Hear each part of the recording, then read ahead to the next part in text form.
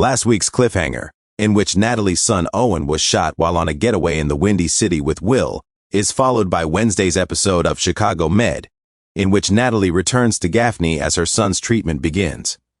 Owen is still in danger even if he survived the shooting. The bullet effectively obliterated the boy's right kidney, Archer informs Will early in the episode, which, under normal conditions, ought to be acceptable because a person with two kidneys only requires one.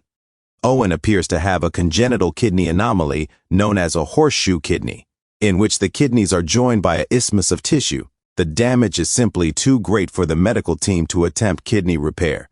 Either dialysis or a kidney transplant are required for Owen. Natalie is reminded of all her prior suffering as the stakes rise even further.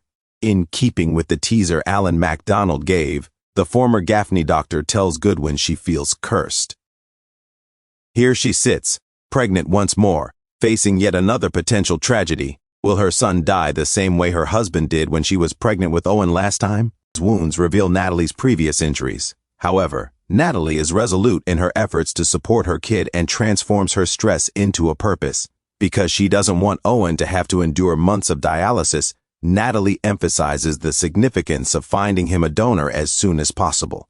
In the event that she is a match, she offers to give one kidney.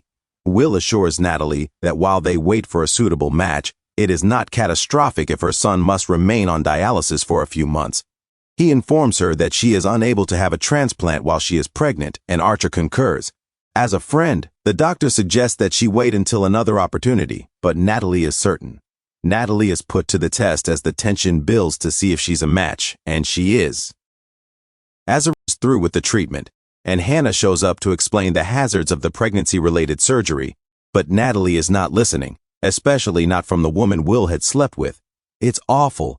Natalie, who is becoming more and more upset that no one is allowing her to save her kid, lashes out at Owen for allowing this to occur. Why hadn't he simply brought Owen to the game like he was meant to?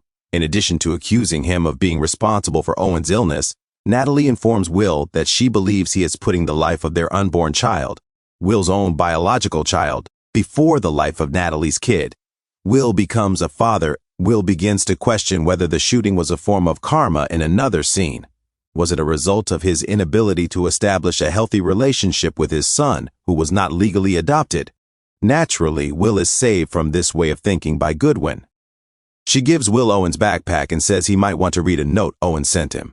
Recall that before Owen was shot, Goodwin urged the youngster to write Will a letter explaining his feelings because they were unable to communicate. Will reads the note, and it makes him and the rest of us viewers cry. Owen admits to being anxious about having a new younger brother in the letter. He worries about the impact a new baby will have on their family. He be more in love with the new baby than he is with Owen? Owen then calls Will Dad for the first time, as if that hadn't already broken your heart. Ultimately, Will formally adopts Owen. Natalie's pregnancy survives, the transplant proceeds smoothly, and Manstead appears stronger than before.